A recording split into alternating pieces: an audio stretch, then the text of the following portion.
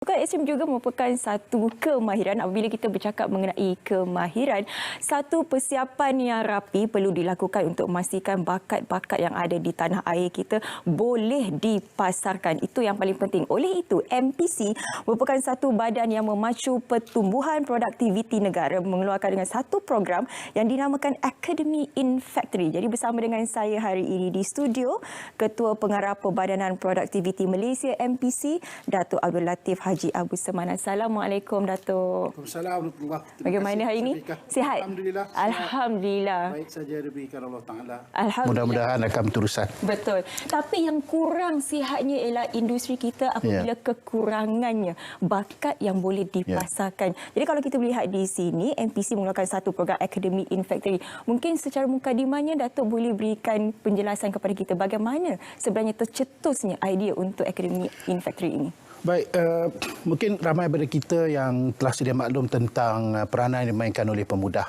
Pasukan petugas khas pemudah cara perniagaan yang dipengusikan oleh Tan Sri KSN, Datuk Seri Mustafa Mahmat, Menteri Haiwan Ekonomi dan juga Kapten daripada industri lah, itu daripada FMM ataupun Federation Malaysian Manufacturer. Industri semikonduktor ni telah membentangkan kes mereka di mana dikatakan kalau dekat negeri Pulau Pinang saja syarikat-syarikat elektrikal elektronik mereka memerlukan 20,000 pekerja. Tapi masa yang sama mereka tidak dapat pekerja yang mereka perlukan. Jadi sudah tentu kalau kita lihat Malaysia ni sebenarnya salah sebuah negara yang dikenal pasti sebagai pengeluar utama komponen-komponen elektrikal elektronik. Jadi permintaan semakin bertambah. Sudah tentu pekerja juga perlu. Memang disebutkan bahawa teknologi boleh membantu tapi teknologi pun ada had dia. Betul. Kereta macam mana pun dia tetap juga akan menggunakan pemandu. Tetap kena masuk bengkel. Betul. Jadi Academy in Factory ini sebenarnya kita bercakap tentang bagaimana kita menangani isu kekurangan pekerja. Yang kedua, memastikan juga bagi pekerja-pekerja yang tidak dapat melanjutkan pelajaran. Contohnya lepasan SPM, tak dapat pergi universiti dan sebagainya. Ke mana perginya mereka ni? Jadi bagaimana kita mendekati golongan ni, kita pastikan bahawa mereka ni, bakat mereka atau kemahiran mereka ni dibangunkan sendiri oleh syarikat-syarikat ni. Jadi apa yang kita lakukan ialah kita memastikan ada sistem pendidikan dan pembelajaran yang berterusan, tetapi bukan dalam bentuk formal. Kalau kita lihat bagi kita di Malaysia ni, rakyat Malaysia, kalau kita melihat pendidikan formal ni belajar sampai keluar universiti. Betul. Tapi sebenarnya mereka yang misal kata diberi latihan ataupun pendidikan dalam syarikat-syarikat. Contohnya lepasan SPM. Mereka diambil oleh syarikat, syarikat itu sendiri bentuk kemahiran macam mana dan juga bakat yang diperlukan. Ini kita sebut Academy in Factory. Kalau dulu mereka dilatih di institusi-institusi ini termasuk universiti dan sebagainya. Sekarang kita bawa akademi itu, konsep itu dalam kilang. Mereka lah yang bentuk syarikat, pekerja yang bakat dan juga kemahiran macam mana yang mereka perlukan. Jadi kita sebut Academy in Factory ini yang memerlukan kerjasama antara pihak swasta, industri dan juga pihak kerajaan dan MPC sebagai pemudah cara dalam kita menangani isu kekurangan pekerja dan juga masa yang sama kita ingin juga melihat isu dalam kita mengurangkan kebergantungan kepada pekerja-pekerja asing. Saya setuju sebab kalau kita lihat negara kita apabila mula-mula mendepani pandemik COVID-19, itu yang menjadi permasalahan sebenarnya apabila kita kekurangan tenaga kerja buruh asing. Waktu itulah baru kita sedar bahawa sebenarnya bakat-bakat di negara kita kekurangan. Jadi kalau kita melihat di program Academy in Factory ini, dia bukan saja menekankan mengenai teori tetapi juga soft skill ataupun kemahiran. Jadi kalau ada AIF ini sendiri, apa di antara modul yang ditekankan dan dirasakan sangat penting bagi membolehkan mereka ini lebih mudah dipasarkan, Datuk? Contohnya, pihak universiti mengeluarkan graduan. Tapi pihak industri mengatakan bahawa bakat yang diperlukan pada graduan ini tidak ada. Termasuk juga kalau mereka memerlukan pekerja yang tidak memerlukan pendidikan yang tinggi, contohnya lepasan SPM. Setengah pekerja ni barangkali dia boleh menyediakan tenaga kerja untuk industri ini. tapi bakat yang diperlukan contohnya ya tentang keupayaan untuk berinteraksi, keupayaan untuk berfikir, keupayaan untuk menyelesaikan masalah, keupayaan untuk melayani pelanggan ya dan sebagainya, bekerja sebagai kumpulan ya. Yang ini barangkali ialah sesuatu yang perlu dibentuk. Betul. Jadi bila syarikat mengatakan bahawa mereka tidak mempunyai pekerja yang mempunyai bakat ataupun kemahiran seperti mana yang syarikat mereka perlukan. Jadi apa yang kita lakukan ialah untuk mendekati golongan-golongan ni yang kita dapati bahawa banyak bakat-bakat ataupun pekerja tempatan ni ataupun tenaga kerja tempatan atau belia-belia tempatan yang sebenarnya mencari kerja. Ya. Jadi sebelah ni kata tidak ada pekerja, sebelah sini menganggur. Betul. So apa yang kita lakukan ialah kita bekerjasama dengan syarikat-syarikat swasta ni ataupun kilang-kilang ni. Kita bawa mereka berjumpa dengan lepasan-lepasan sekolah. Contohnya bahawa ni kita masuk ya ke kawasan perkampungan orang asli. Ya. Dan kita dapati bahawa di seluruh negara ni lebih kurang 200,000 ya. Betul. Tenaga kerja di kalangan orang asli yang tidak kita gunakan. Tapi memanglah kalau kita nak mencari bakat yang diperlukan, barangkali tidak ada. Jadi syarikat sendiri melakukan tapisan dan mereka sendiri mengambil pekerja ni, mereka sendiri yang memberi latihan dan juga pendidikan. Supaya bakat yang mereka perlukan, sebab setiap syarikat ada lain-lain masing-masing. kriteria. Betul. Mereka sendiri develop talent yang mereka perlukan. Betul. Jadi inilah pendekatan yang kita gunakan di mana kita ingin memastikan bahawa tenaga kerja tempatan dapat kita gunakan dan masa yang sama juga kita juga akan menangani juga isu pergantungan terhadap pekerja asing. Kita dapat kurangkan.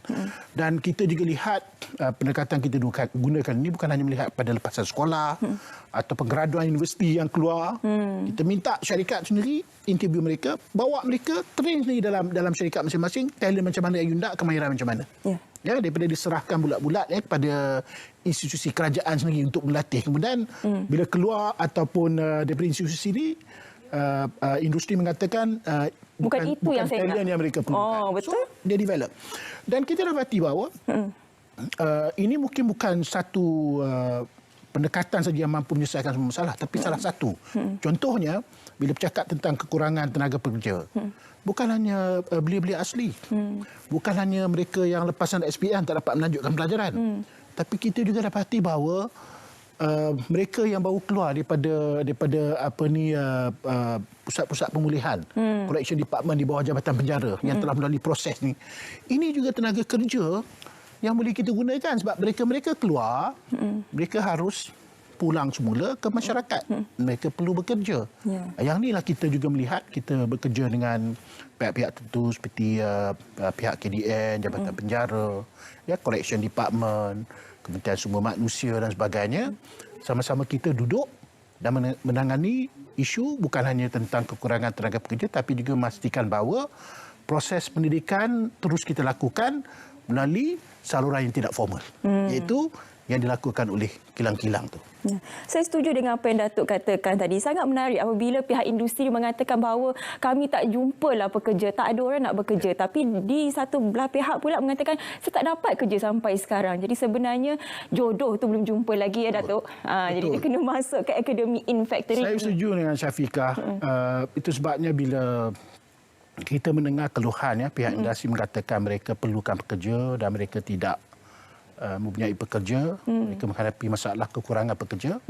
Tapi masa yang sama juga kita dapati bahawa di luar sana ramai rakyat Malaysia yang mencari kerja. Betul. Jadi apa yang MPC lakukan, kita menjadi pemudah cara. Kita menghubungkan semua pihak ni, kita duduk bersama. Dan graduan yang baru keluar dari universiti, kilang-kilang ni sendiri ambil, bagi latihan yang macam mana yang dia nak. Supaya bakat yang mereka ingin bangunkan tu sesuai dengan keperluan mereka. Sama juga lepasan SPM ni, yang tak tahu nak ke mana. Tapi mereka nakkan pekerja ni yang tidak memerlukan terlampau tinggi sangat. Ya. Pemikiran mereka yang akan menyebabkan banyak kerja-kerja operasi.